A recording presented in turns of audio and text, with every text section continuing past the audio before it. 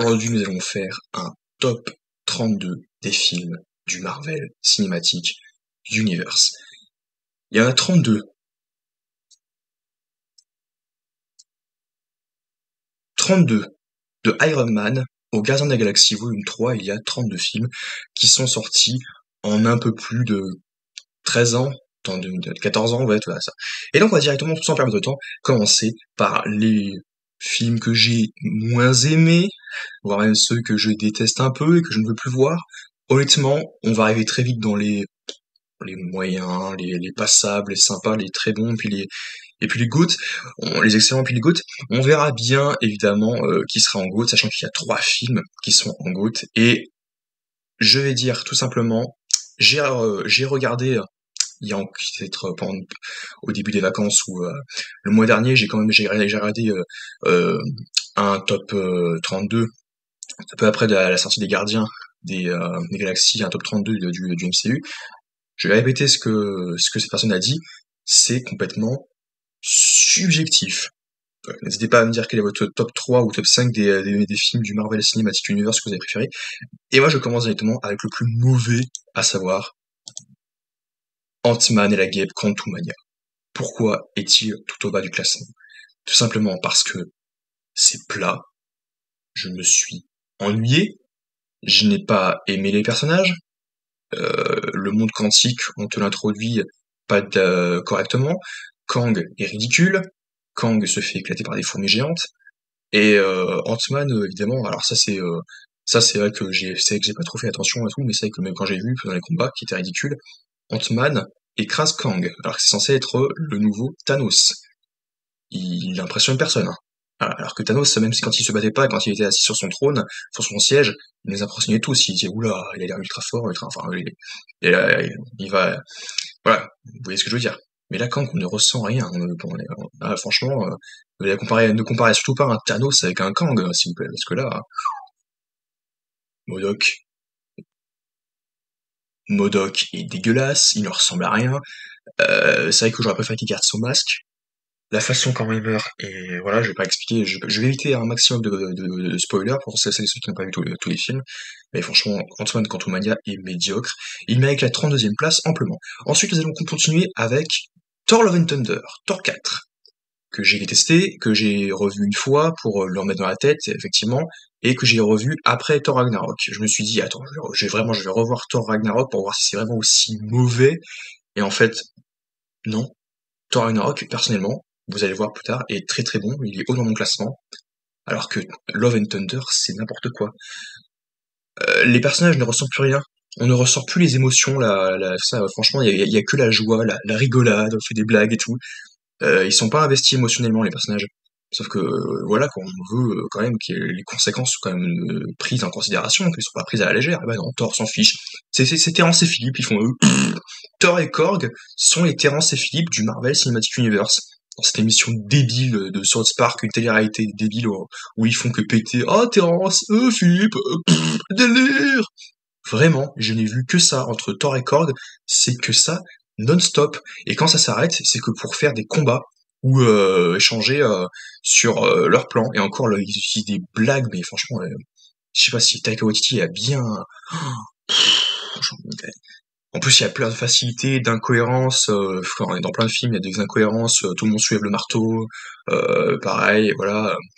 Même Love, qui a des pouvoirs, elle soulève le marteau. Enfin, c'est ridicule. Hein, c'est complètement ridicule. Et à oublier. Donc, passons maintenant avec Thor, le monde des ténèbres. Le Thor, le monde des ténèbres, globalement, on s'ennuie. Le seul intérêt de ce film, c'est effectivement la pierre de réalité, qui est l'éther. Une pierre rouge qu'on va revoir dans Avengers Infinity War, qui permet de créer des illusions, enfin changer la face de la réalité. Mais sinon, globalement, le film est d'un ennui. Il y a après, oui, en plus le film est plat, long, il est pas bien rythmé. Et puis les elfes noirs, franchement, osef quoi. Pas seulement, pas mémorable, simplement. Ensuite, passons directement à l'incroyable Hulk, qui, franchement, ce film, c'est vrai qu'il divise beaucoup. Moi, personnellement, au début, je l'aimais bien. Le combat entre Hulk et l'Abomination est correct, sympathique. Quoique, apparemment, il y avait aussi, comme quoi, je vais pas parler de rumeurs, etc., mais il y avait une rumeur qui m'avait un peu surprise qui concernait le film, sinon au futur projet. Euh, et il y avait aussi, enfin, franchement, le Hulk, qui est dans l'Incroyable Hulk, il change de film en film. Effectivement, c'est ce qui est dit beaucoup. L'incroyable Hulk, le Hulk de l'Incroyable Hulk n'est pas le même que le Hulk dans Avengers, et ainsi de suite dans Thor Ragnarok, et puis voilà. Il y a au moins 3 Hulk dans tout le MCU, et ça c'est bizarre parce que c'est censé être le même univers. Voilà. Et donc il est oubliable en plus. Alors Edward Norton fait le taf, mais c'est vrai que Mark Ruffalo est tellement mieux, donc tu te dis c'est pas plus mal qu'il a été changé. Voilà. On va passer directement à la suite avec euh, Spider-Man Homecoming.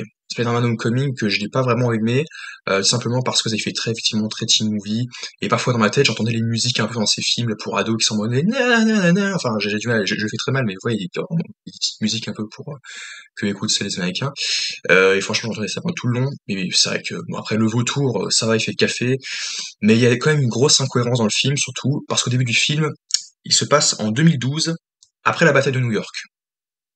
Après, il se passe plus de 8 ans dans le futur. Donc on est censé être en 2020. 2012, plus 8, 2020. Thanos arrive sur Terre en 2018. Et en 2020, Spider-Man est snappé. Et on suppose que Ned et MJ aussi sont snappés aussi, puisqu'on les revoit dans Far From Home et qui ont son âge. Voilà. Les acteurs ont le même âge. Parce qu'ils sont pas vieillis, ils ont pas été snappés. Voilà. Ça veut dire qu'ils ont été snappés dans le MCU. Voilà. Donc il y a des incohérences ici, on va pas non plus. Et aussi, c'est vrai que le costume est très cool, mais je préfère évidemment celui de No Way Home, parce qu'à la fin, qui est très comics accurate, mais franchement, je sais que c'est un peu oubliable. Et voilà, on va passer directement à Iron Man 2. Iron Man 2, c'est le Iron Man que j'ai moins aimé, parce que Whiplash, je ne comprends pas ses motivations, je ne comprends pas pourquoi exactement il en veut à Tony Stark. Son père meurt au début, il enrage, il construit un truc avec des plans de Stark Industries, il s'en sert plus tard pour essayer de tuer Iron Man. Pourquoi? Qu'est-ce qu'il a fait? Je ne sais pas. Alors ok, il est arrogant, narcissique, hautain, égocentrique, mais est-ce que c'est ça qui a tué son père? Je ne sais pas, j'ai pas compris. Voilà. Ce qui est sympathique, c'est qu'on voit ce que Howard Stark, on voit aussi beaucoup de machines, on voit War Machine pour la première fois, le combat à Monaco, enfin voilà, à la principauté plutôt sympathique, mais où il enfile l'armure aussi, mais sinon ça va plus loin quoi ça. On passe directement avec Iron Man 3 que j'ai préféré à Iron Man 2. Simplement parce qu'il y avait aussi le rassemblement des armures. Alors ok, Extremis et le fou mandarin, c'était pas fou, mais c'était quand même, voilà, c'était assez correct. Puis il y avait des retournements de situation assez sympathiques qui faisaient beaucoup rire au début, mais après c'est quand on s'en met, on s'en passe un petit peu.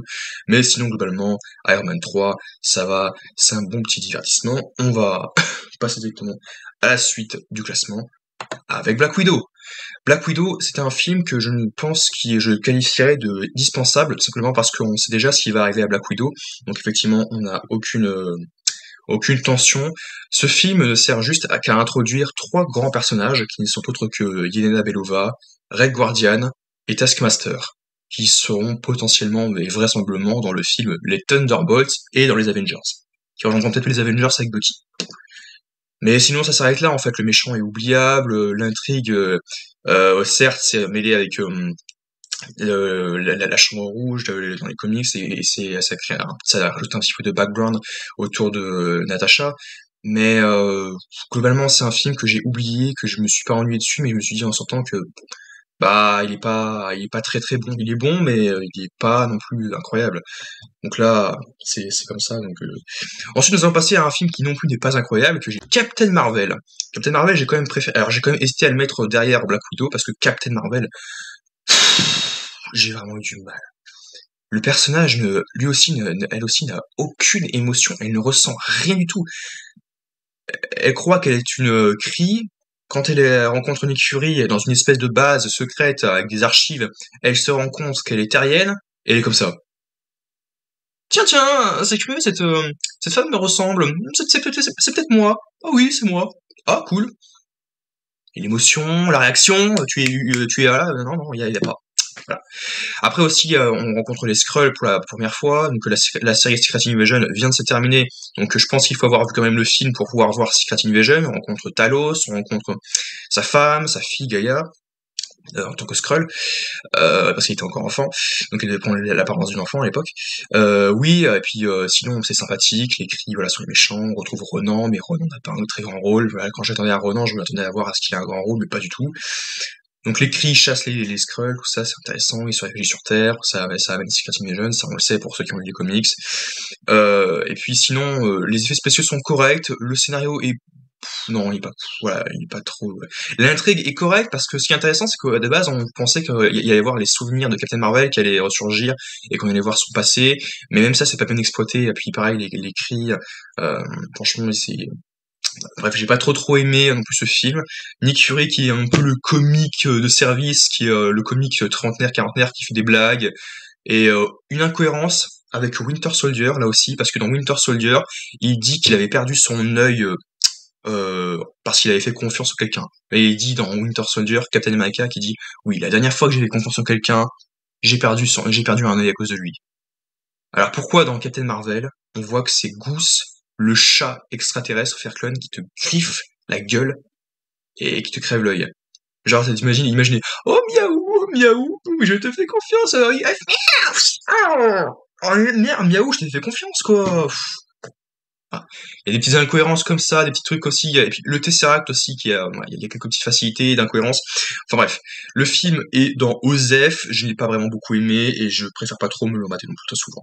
On continue avec Ant-Man et la Guêpe. Ant-Man et la Guêpe, pareil, OZEF, j'ai pas forcément kiffé, mais il est quand même bon, il est quand même assez drôle, il y a une bonne rythmique entre les personnages, j'ai bien adoré le duo entre Ant-Man et la Guêpe, Scott et Hope, j'ai bien aimé, Louis c'est très drôle, il déborde pas, Dave non plus, Baba Yaga.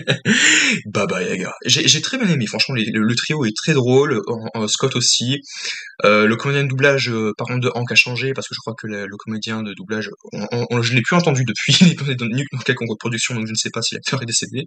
Je ne suis pas renseigné, mais c'est pas le même comédien de doublage. Par contre, Ghost, non. Ghost, c'est raté, c'est mal expliqué. Euh, Janet aussi, qui a des pouvoirs, qui en a plus dans Ant-Man 3. C'est vrai que ça, c'est un peu, voilà, c'est facile, quoi. C'est facile. Je sais pas, c'est mal fichu. Donc j'ai pas trop kiffé ça non plus, donc du coup c'était pas très ouf non plus, mais c'est pas grave en soi, c'est pas grave non plus.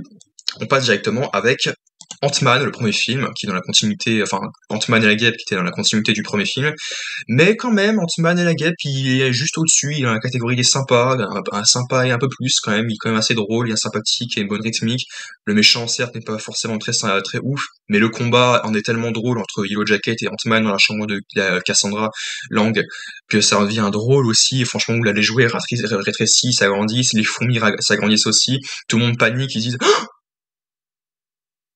il a une mauvaise vie, ce chien. Un chien. Il voit une fourmi géante devant lui. C'est un chien.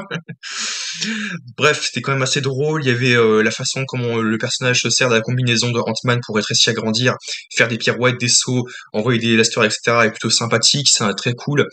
Et le combat avec le faucon, enfin, était plutôt sympa. Ça ajoute un peu de sel et tout. C'était forcément très drôle. Et j'ai plutôt bien apprécié le film. Donc je le mets quand même dans le assez bien. C'était très bien. Voilà. Ensuite, on passe directement avec Thor, le premier Thor, qui est assez bien aussi. J'ai plutôt bien aimé l'histoire de Thor. Loki aussi, qui a de très bonnes motivations, qui réalise qu'il n'est pas l'enfant légitime d'Odin, qu'il est un enfant de Jotunheim, qui est le roi là-bas, et qui veut absolument conquérir la Terre. Je ne sais plus comment elle s'appelle pour les Asgardiens. C'est vrai que le film n'est pas forcément non plus il n'est pas incroyable, mais il n'est pas non plus mauvais, faut arrêter. Mais Thor, honnêtement, j'ai plutôt apprécié effectivement ce qui se passait quand il a dû apprendre les conséquences de ses actes, de son impétuosité, enfin c'est qu'il était arrogant et impétueux, c'est les termes de Loki. J'en souviens toujours, je les entends de là. Et puis oui, le combat entre les géants de glace est plutôt sympathique, mais c'est vrai que c'est pas allé aussi loin que ça aurait pu l'être, et ça fait quand même, ça raconte une histoire, et au moins c'est une bonne origin story, ça montre le héros qui chute et qui se relève. Ça c'est plutôt intéressant, c'est plutôt bien abordé, c'est plutôt bien amené. On verra aussi pour la suite ce qu'on a pensé. Ensuite, nous passons directement avec Avengers, l'ère du tronc, que j'ai bien aimé, mais c'est quand même évidemment l'Avengers que j'ai moins apprécié, parce que Ultron, pour moi, ça me fait penser un petit peu à Terminator, et je ne veux pas spécialement voir Terminator dans le MCU. C'est pareil. Thor, père de famille dans Thor Love and Thunder, c'est pas ce que je veux voir. Ce n'est pas ce que je veux voir. Non. Donc Ultron qui une intelligence artificielle qui prend le contrôle, ce schéma classique des machines qui exterminent la race humaine, On a vu ça dans, enfin, pas non plus dans énormément de choses, mais c'est un truc que tu connais tellement que tu veux pas le voir dans le MCU, moi, personnellement. Mais après, on nous introduit les pierres d'infinité, on réalise que le set de Loki, la pierre de l'esprit, il y a la vision qui apparaît, d'ailleurs, la vision est cool, mais globalement, les Maximoff aussi, quoi qu'on se débarrasse de Pietro, peut-être parce qu'ils savaient pas quoi en faire. Kevin Feige et puis les scénaristes ils se sont dit, hey Kevin, qu'est-ce qu'on va faire de Quicksilver? J'en sais rien. Quoi quand même. Voilà, donc c'est un peu triste quand même que c'est un des rares Avengers, mais même le seul Avenger qui meurt dans un film aussi. Après, encore une fois, sa mort n'est pas non plus. Oui, mais quand même voilà. Donc Avengers, l'ère du tronc est dans cette position-là, je ne sais plus où on est. Mais au-dessus, nous avons juste au-dessus, attendez, je vais voir, nous avons Spider-Man No Way Home. Spider-Man No Way Home, j'ai plutôt bien apprécié le film. Seulement le souci, c'est qu'on perd en cohérence, il y a beaucoup trop de facilité scénaristique. Ned qui ouvre des portails, non, ça ne marche pas comme ça. Les blagues sur Octopus ne marchent pas du tout. On se moque de son nom. On se moque de ses bras. Oui, vous êtes une pieuvre, donc vous devez forcément boire de l'eau salée. Quoi? Et je vous jure, quand j'ai vu le film, quand je suis allé voir le film, quand j'ai vu ça, ce qui m'a fait surtout rire, c'est qu'on ait dit quoi exactement en même temps. Au début, j'ai fait une petite pause de 2 secondes et j'ai fait quoi? Vraiment? Vous en êtes là? Des blagues pour faire des blagues sur le nom des personnages et sur la façon comment ils sont représentés? C'est quoi ça? Non mais puis les Spider-Man qui apparaissent, plutôt que ce soit Doctor Strange qui les ramène en voulant ramener Tom Holland et qu'à la place il ramène Andrew Garfield et Tobey Maguire, il ramène, il se fait emprisonner, il se fait battre par Tom Holland, par Spider-Man, parce que c'est pas son film, du coup il est pas ultra puissant, mais quand c'est Doctor Strange 2, là, il est redevenu très très puissant parce qu'il s'est dit tiens, je sais pas pourquoi, mais j'ai oublié pourquoi, mais j'ai été très très nul, maintenant je vais m'entraîner, je suis encore plus puissant. Et là, ouf, je dois sauver une fille qui voyage dans le multivers, donc je suis assez puissant. Mais c'est n'importe quoi en fait, c'est pas parce que c'est pas son film que qu'il doit être nul. Et puis oui, les méchants qui reviennent alors que c'est incohérent, Electro qui est là alors qu'il est pas censé être là parce qu'il ne connaît pas Peter Parker. Et puis il y avait aussi l'occasion de ramener d'autres méchants qui auraient pu potentiellement connaître Toby et Andrew quoi. Et en fait non, il y a pas ça. On fait uniquement ce que ah bah si les personnes les spectateurs n'auraient rien compris vu que les films n'existent pas donc ils ont été largués. Oui, certes, mais anticiper des trucs, ils ont vécu des choses, Andrew et Toby. Après, ils ont dû rencontrer les Sinister Six, ils ont dû rencontrer le Vautour, ils ont dû rencontrer Kraven, ils ont dû rencontrer quelqu'un, quoi, par leurs méchants respectifs qu'on a vu dans les films. Bah, je sais pas, moi. Après, peut-être que oui, mais peut-être que aucun, contrairement comme Electro, n'ont pu se rendre compte que qui était Spider-Man. Mais enfin bref, voilà, on va vite accélérer. On va passer directement à Captain America First Avenger, que j'ai plutôt bien apprécié, qui était très cool. Très bonne origin story, le crâne rouge est très très cool aussi. On nous introduit le Tesseract, enfin qui avait déjà été introduit à la fin de Thor. Donc on réalise que c'est une pierre qui est capable de voyager à travers l'espace. Thor, crâne rouge, est téléporté quelque part dans l'espace, dans le ciel, on ne sait pas où. On le retrouvera plus tard. Et d'ailleurs, quand je l'ai retrouvé, j'étais très content. La relation entre Peggy et Bucky est très réussie, surtout avec l'agent Peggy Carter. J'ai très bien adoré, je trouve ça toujours déchirant. Pas non plus de quoi pleurer, mais presque. La façon comme ils se disent adieu. Et puis voilà, quoi, j'ai plutôt bien apprécié, c'était sympathique, Captain America, j'ai bien passé un bon moment dessus. C'était très bien. Ensuite, nous passons directement avec Black Panther, Wakanda, Forever. Bel hommage, beau film, un peu long quand même, parce que pour ce qu'il veut raconter, quelques facilités scénaristiques, mais sinon les musiques, la bande son très très cool, la BS est très très cool, les combats et coups le sont bien, surtout Black Panther chouré contre Namor, la façon comment il se débarrasse de lui est plutôt habile. Cependant, la bataille s'arrête, je comprends pas la fin de la bataille. C'est tout le monde se dit, allez, on rentre chez nous, on a fini. Ouais, d'accord. Mais les guerres se finissent pas comme ça en fait. Comment ça se passe hein. Et puis le Imperius Rex, j'aurais voulu qu'il soit en français aussi, parce que je l'ai lu en comics, mais il est pas en français dans le Imperius Rex. C'est un peu dommage. Passons directement à Far From Home, que j'ai plutôt apprécié. Alors je sais que celui-là il est aussi beaucoup décrit par les fans comme disant l'un des plus mauvais, parce qu'il y a Tony Stark et tout ça, mais moi honnêtement j'ai trouvé Mysterio très réussi, Quentin Beck est très réussi, les illusions sont juste folles, le cadre est impeccable, et les décors à Venise, à Londres et à Prague et tout ça sont très très cool. Les décors des villes européennes sont très très cool, très bien faits. La relation des personnages est sympathique, même si c'est vrai que Ned est un petit peu lourd. Après, c'est un peu, voilà. Mais sinon, ça se passe très bien. Après, les professeurs sont très cool. J'ai adoré les deux profs. Très drôles, très sympas. Ils débordent pas du tout, ils sont même très très très cool. Ils sont pas du tout utiles à l'intrigue, mais quand il y a une intrigue, ça change, le film ne change pas. Mais ils doivent être quand même être là parce qu'il faut surveiller quelqu'un, il faut aller surveiller les jeunes, il faut les accompagner. Mais voilà, Mysterio, les illusions, les retournements de situation, les twists, tout ça, réaliser que c'était Talos et Soren qui étaient Nick Fury et Maria Hill, c'était incroyable, franchement. Il y a 50 millions de retournements de situation et de rebondissements, mais par contre, il y a un creux. Il y a un creux après qu'il se soit débarrassé de Peter à un moment. Et ça, c'est un peu embêtant quand même. Oui, donc ça, c'est un peu embêtant quand même. On passe directement avec Shang-Chi et la légende des 10 anneaux. Donc j'ai très bien aimé découvrir le personnage. Je ne connaissais pas du tout l'univers, je ne connaissais pas Talos, je ne connaissais pas les anneaux magiques et tout ça. Mais j'ai quand même bien aimé découvrir cet univers, franchement. Par contre, il y a quand même des trucs qui vont un petit peu trop vite. Qui maîtrise les pouvoirs des anneaux comme ça. Alors peut-être que c'est en lui que même si son père à ce moment-là, quand il les saignait avec sa mère, s'est débarrassé des anneaux et que elle a mis de côté la magie et ses pouvoirs, ça ne veut pas forcément dire qu'ils ne l'ont pas transmis à leurs enfants, donc à Shang-Chi et à sa sœur, mais de là, est-ce qu'il les maîtrise alors qu'il s'en est jamais servi, qu'il pique les anneaux et puis qu'il s'en sert pour se débarrasser de son père, enfin pour lutter contre son père. J'ai trouvé ça un peu facile, un peu mal amené. Enfin, voilà, au moins qu'il nous montre qu'il a essayé de les contrôler, de les maîtriser. Mais ça, évidemment, ça aurait pas pu être se faire. Après qu'il sache se battre et tout, ça on le voit parce qu'il s'entraîne durement aux arts martiaux quand même. Mais après la bataille aussi, je comprends pas trop quel est le sens, parce que surtout que c'est une petite bataille contre quelques centaines de personnages. Mais bon, les créatures sont cool, les lions sont géniaux, les dragons, la bataille des dragons dans les cieux, c'était franchement très cool. Et franchement, j'ai bien passé un très bon moment devant Shang-Chi. Je me le remate quelques fois, de temps en temps, peut-être, voilà.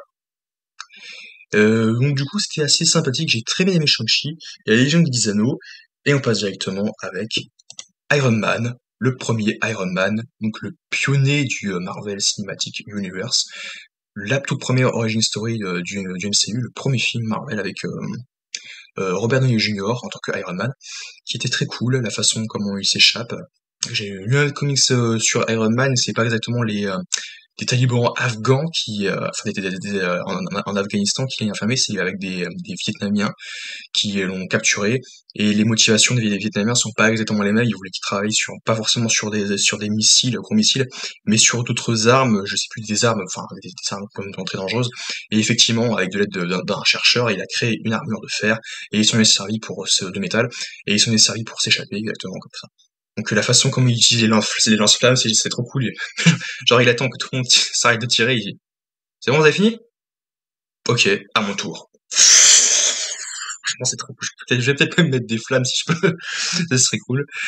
Faut que j'y pense en le disant, simplement. Et donc du coup, c'était une très bonne origin story. J'ai bien aimé les personnages et tout ça. Euh, on passe directement avec une autre origin story avec Doctor Strange. Doctor Strange que j'ai plutôt aimé parce que les effets spéciaux, parce que l'histoire du personnage, le fait est qu'on puisse voyager dans d'autres dimensions. Et puis il y avait Dormammu qui était pas très bien réussi. Même si la façon, l'astuce pour le vaincre est très très cool, très très maligne, ça en devient drôle. Et qui crée qui l'enferme dans une espèce de boucle temporelle avec la pierre du temps, le Degamoto, puis les combats aussi, enfin bon, bref. J'ai bien aimé Doctor Strange premier du nom, et je vais passer directement au suivant qui est oui, Captain America Civil War. C'est ça. Donc Captain America Civil War est très sympathique, c'est un arc emblématique des comics. Franchement, j'ai pas lu le comics Civil War, mais c'est vrai qu'on trouve beaucoup de personnages, et apparemment c'est vrai que c'est pas non plus toute une armée, mais c'est tout un rassemblement de super-héros qui s'affrontent les uns et les autres. Et là, c'est vrai qu'ils se battent à 6 ou 7 enfin 6 contre 6, donc ils sont 12. Après, en même temps, c'est grossièrement quasiment tous les gros super-héros qu'on ait vus, excepté Hulk et Thor, qui sont peut-être les plus puissants. Voilà, il manque juste les deux plus puissants et super-héros, bien sûr. Mais sinon, il y a tout le monde, il y a la Vision, il y a Hawkeye, il y a la Sorcière Rouge. mis à part Hulk, Thor et Quicksilver, enfin donc Pietro qui a été tué, il y a tout le monde en fait. C'est qu'à ce moment-là dans l'univers, il y a tout le monde. T'as même Ant-Man, tu te demandes qu'est-ce qu'il fait là. Mais c'est juste pour nous introduire Ant-Man, pour voir comment il grandit et tout ça. Et franchement, c'était plutôt cool. Les motivations du méchant étaient très très claires. On comprenait bien ce qui s'est passé. On comprend aussi quels sont ses mobiles, quelles sont ses astuces. Donc, il est très très malin. Et on comprend aussi d'où vient la source de son plan, qu'est-ce qui lui a permis d'aller jusqu'où il a pu aller, et pourquoi il veut absolument faire en sorte que les Avengers s'entretuent. C'est parce qu'il veut qu'ils se vengent, et tout ça. Ensuite, il y a aussi même l'introduction de Black Panther, donc de T'Challa, que j'ai bien aimé. Franchement, j'ai très bien aimé le personnage. C'est vrai que j'avais très hâte de voir son film. Je suis pas allé le voir, mais c'est que quand je l'ai revu plus tard, c'était très, très bien. C'était très très cool de découvrir le Wakanda. On va en parler tout à l'heure pour voir ce que j'ai pensé de tout ça. Ah, mais avant, on va parler d'un autre film qui s'appelle Les Gardiens de la Galaxie, volume 2, qui est un peu le Gardien de la Galaxie, clairement, que j'ai le moins aimé de la trilogie, simplement parce que c'est vrai que les blagues ne fonctionnent pas tellement, bien que le premier, par exemple, s'éternise beaucoup trop sur le Taserface, au bout d'un moment, Taserface, il est plus trop drôle. Les blagues sur le pénis, les blagues sur la reproduction, ou je sais plus trop quoi, et forcément, au bout d'un moment, c'est un peu lourdingue, mais sinon, on introduit le personnage de Mantis, les coups, c'est toujours aussi coloré, les cadres, c'est incroyable, les effets spéciaux aussi, mais il y a un problème de rythme, il y a beaucoup trop de choses qui se passent en parallèle, les personnages sont séparés, ils se reséparent à nouveau, chacun de son côté, pour créer d'autres petits groupes de deux ou trois, et à chacun, ce qu'il fait, c'est que tout le monde devient seul, enfin, on crée plusieurs binômes, plusieurs duos dans l'histoire, on compte les Rockets, avec Yondu, mais ça c'est Yondu là, Gamora et Nebula, Drax et Mantis, et au final Peter et Ego, et au final, bah voilà, on se souvient un petit peu, chacun découvre des petites choses, et puis des choses incroyables, d'autres des choses terribles, et après ça, c'est on finit par faire le lien, mais grossièrement, c'est vrai qu'il y a quand même quelques facilités, quelque chose qui ne sont pas trop bien expliquées, et puis aussi le fait qu'il peut paraître un petit peu long quand même, malgré tout, contrairement au premier qui est tellement drôle, tellement sympathique, et très réussi. On passe directement à ce Black Panther, que j'ai plutôt bien aimé. Black Panther, avec un excellent protagoniste, franchement un excellent méchant, une excellente histoire, on découvre la culture du Wakanda, c'est très cool. La source du vibranium qui attise toutes les convoitises. On découvre aussi le retour du méchant Andy Serkis qui jouait Ulysse Klaue, et qui disait qui est le méchant, Ulysse Klaue ou alors Michael B. Jordan qui joue Killmonger. Enfin, voilà, c'est clairement Killmonger. Tout tourne autour de Killmonger, hein, parce que le début du film commence avec la mort de son papa, donc il veut forcément le venger. C'est arrêté. Enfin, il commence plus tard dans le film, vu que c'est comment il s'appelle, Zuri, c'est Zuri qui explique effectivement à T'Challa que son père, T'Chaka, avait tué son frère et du coup le père de son cousin Killmonger, qui je sais plus comment il s'appelle, Nju ou Umbago, je sais plus comment il s'appelle, et Umbaku aussi, Umbaku, le roi des gorilles. De la tribu des Jabaris, il est tellement drôle, tellement incroyable, tellement sympathique. Franchement, je me lasse pas de ce personnage, il est très très cool. Je voulais absolument pas qu'il disparaisse dans Wakanda Forever, et il est là. En plus, à la fin, il est tellement drôle parce que c'est quelque part, il y a le roi en fait. Parce que si Shuri ne se présente pas pour essayer de devenir la reine, de toute façon, c'est lui qui devient le roi du Wakanda. Donc voilà. Et alors, je vais pas raconter un peu pas trop non plus là-dessus. On passe directement à Thor Ragnarok, qui est clairement au-dessus de Thor Love and Thunder. Tout simplement parce que c'est plus drôle, c'est plus assumé. On va pas non plus pousser le délire à fond, à fond, à fond comme ils l'ont fait dans Thor Love and Thunder. Il y a des enjeux, il y a des prises de risques. Alors même si c'est vrai que c'est la fin d'Asgard, tu regardes ça comme si c'était un feuilleton télé, alors que eux, les personnages vivent ce qui se passe. T'as l'impression que eux-mêmes regardent le Thor Ragnarok et non pas ce qui se passe dans leur univers à eux, dans le MCU. Et c'est à se donner, on est quasiment à la limite du quatrième mur à ce moment-là. On dit, oh regardez ce qu'on voit dans l'écran, voilà, c'est nous qui devons faire ça. Alors que si on voyait nous dans l'espace, la Terre exploser, on serait pas dans la région, on serait pas en mode, oh regardez la Terre qui explose, oh une planète qui explose pour de vrai, non mais voilà, mais vous en faites pas, tant qu'il y a des fondations, des trucs, on peut encore sauver et créer quelque chose. Machin. Bon, après c'est vrai que c'est Korg, il est un peu lourd, et surtout c'est la voix de Waititi. Il faut rigoler, sinon on s'ennuie. s'ennuie, on s'ennuie quelquefois. Voilà. C'est pas grave de s'ennuyer quelquefois, de temps en temps, voilà, on s'en fiche.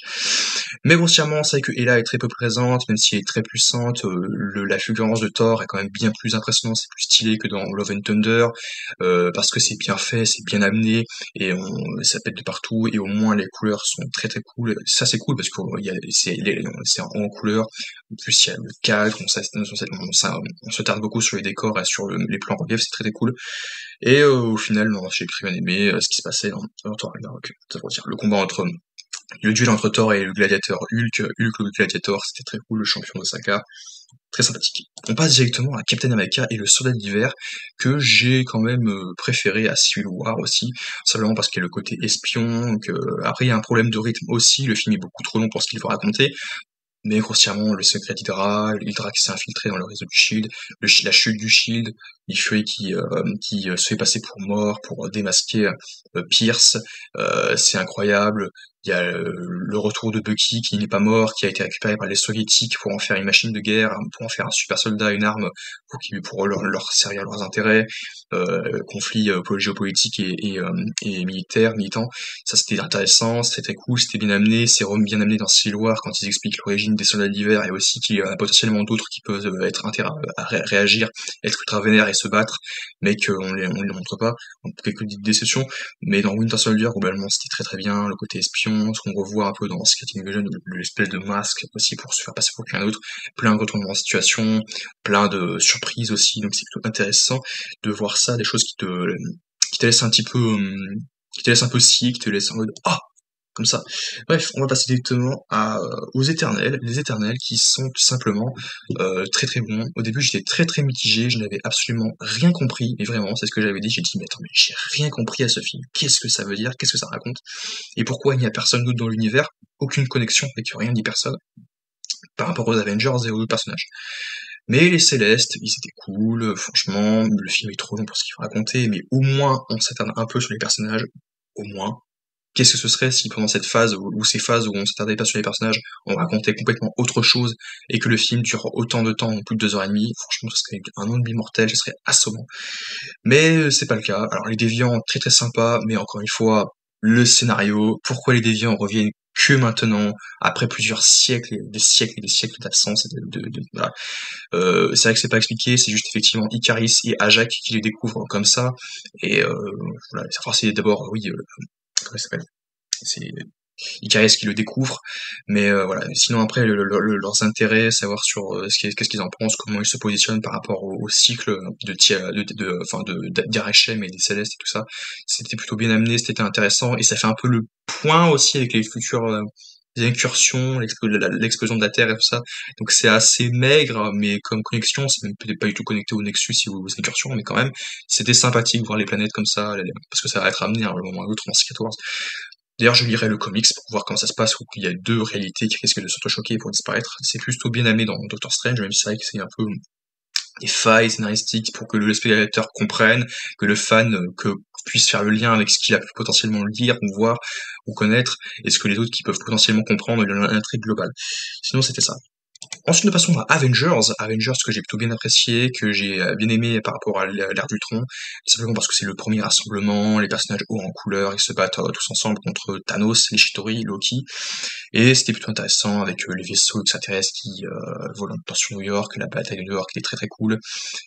C'est assez bien rythmé, mais par contre certains personnages parfois se perdent un peu, Thor qui est beaucoup trop naïf, beaucoup trop lent, au début, il était très très crédule et très très arrogant, et puis là maintenant il est complètement devenu un clown. Donc en fait, il y a des phases où Thor où tu le sens pas trop, où tu l'apprécies moins, parce qu'il est un peu loin en fait. Son esprit est un petit peu loin par rapport à sa tête, et ça fait flipper quand même. Mais sinon, Hulk incroyable, le personnage incroyable, le grand rassemblement de super-héros, c'était les plus grands super-héros qui étaient présentés dans la phase 1, et c'était très très bien. Passons directement à Avengers Endgame, que j'avais moins aimé par rapport à Avengers Infinity War, simplement parce que c'est beaucoup moins rythmé, j'ai senti un peu moins d'enjeux aussi, étrangement. Il y avait aussi Thanos qui avait complètement changé. Il y avait aussi, comment dire, euh, les, des facilités sur le voyage dans le temps, comment ça fonctionnait, etc. Et il y en a plein qui disaient se plaindre que c'était pas trop cohérent avec d'autres films de retour de voyage dans le temps.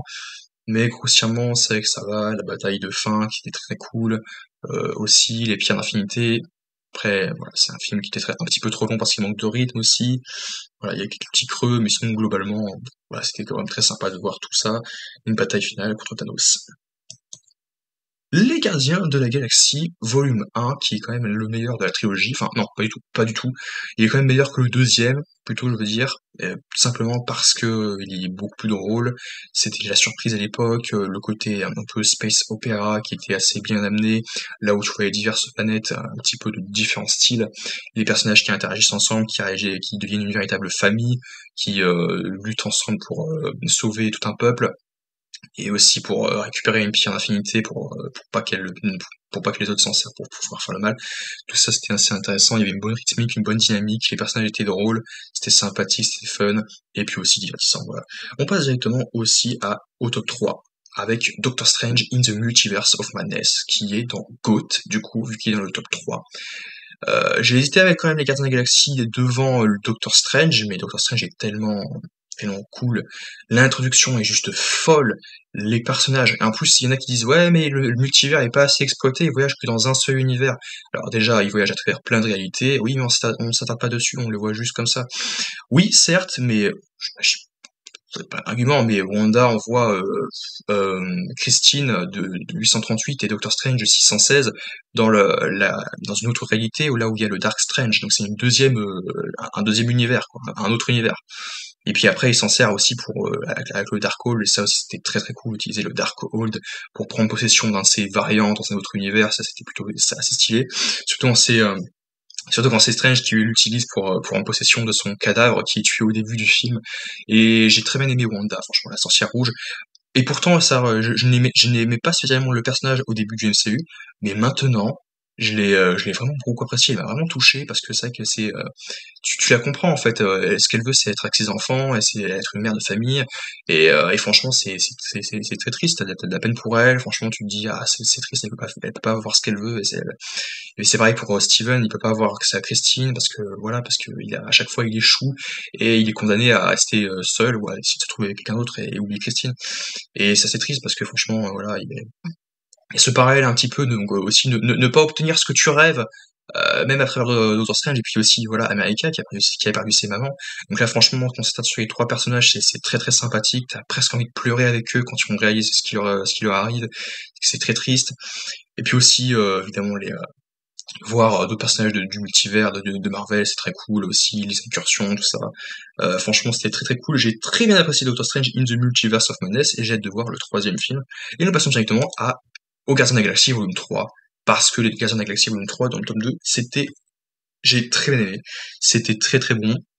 Franchement, alors Adam Warlock, je sais qu'il a pas plu à tout le monde, moi, j'ai trouvé mon compte sur Adam Warlock parce que je savais déjà que c'était un enfant dans le corps d'un guerrier tout-puissant qui était un petit peu lent d'esprit et pas très malin. Donc ça, c'est clairement Adam, c'est clairement ce personnage-là.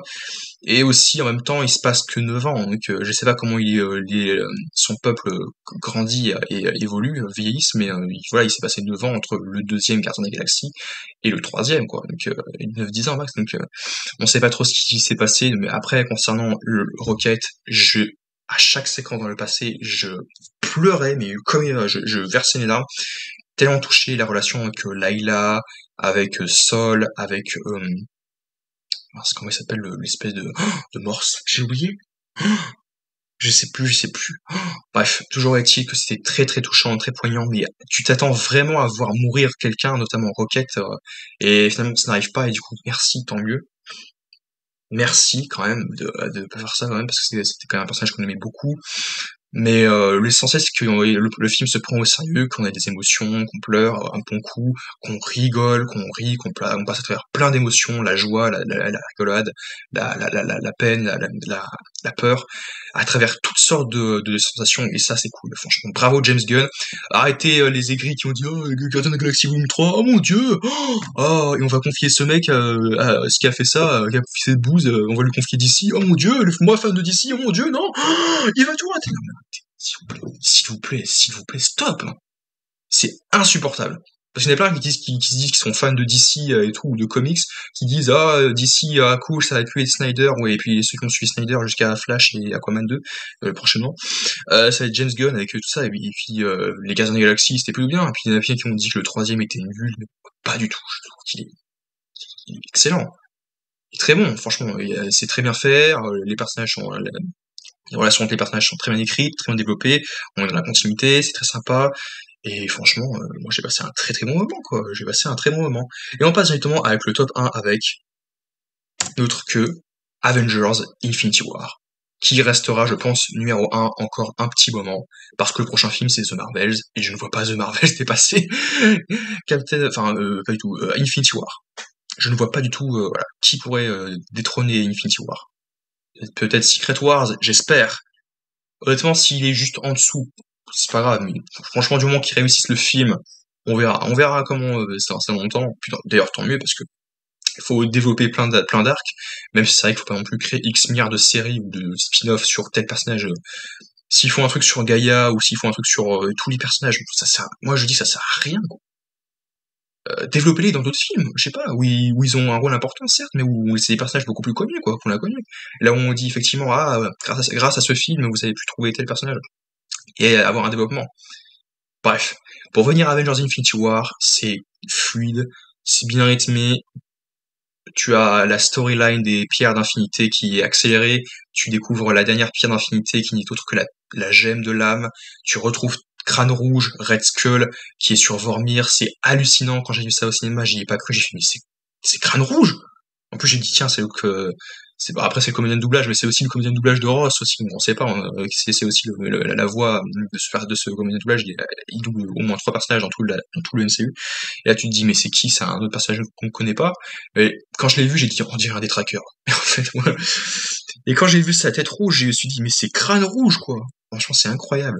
Thanos, qui est incontestablement, comme tout le monde le dit, comme moi je le trouve aussi, c'est le film de Thanos, c'est le personnage principal de Infinity War. Tu as de l'empathie pour lui, tu as de l'empathie pour le vilain, tu as de l'empathie pour Thanos, quoi.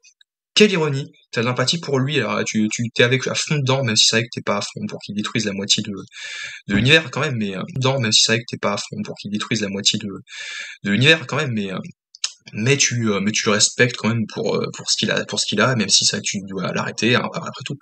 Et c'est vrai que c'est très cool la façon comment ça s'est passé. Quand j'ai vu ça, j'ai pas compris tout de suite. Et quand j'ai réalisé, j'ai fait non, j'ai pas compris tout de suite. Et quand j'ai réalisé, j'ai fait non, c'est pas possible. Ils ont pas fait ça. Bah si, ils l'ont fait.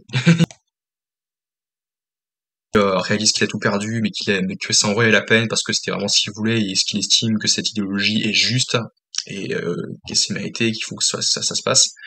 Et honnêtement, ouais, quand tu passes d'un plan de personnage à un autre, c'est vraiment très sympa. Le rythme est très très très bien. Même le méchant là, Ebonimo, est aussi très très sympathique, très très bon méchant, très bon méchant. Et puis voilà, tous les personnages qui se croisent, même si c'est vrai qu'ils devraient pas forcément se croiser aussi facilement, parce que Nebula, voilà, leur dit d'aller sur Titan, et tout le monde arrive sur Titan pour affronter Thanos, lui arracher le gant. Tout est tellement bien monté, très bien fait, ça. J'ai très bien aimé ce film et je le remate au moins une fois tous les ans, donc c'est-à-dire que je me suis maté au moins plus de 5-6 fois cette fois depuis sa sortie en salle et quasiment 10 fois, et puis c'est le film que je me remate sans doute qui est très très bien. De toute façon, les 10 à 15 premiers films, je me les remate au moins une fois de temps en temps, voilà, quelques fois. Et tous ceux qui sont en dessous, bah pas spécialement, parce que... Bref, du coup, j'ai passé un très bon moment devant tous ces films, j'espère que vous avez bien aimé, passer un bon moment dans ces films. N'hésitez pas à me donner votre top 5 des films du MCU, et on se retrouve euh, peut-être à la mi-août, fin août pour nous retrouver parce que je pars en vacances. Là, je vais faire une vidéo pour annoncer que je pars en vacances. Et on se retrouve à très vite. J'espère que cette vidéo vous aura plu. Et on se retrouve à très vite pour une nouvelle vidéo sur Marvel et sur autres programmes cinématographiques. Allez, à très vite.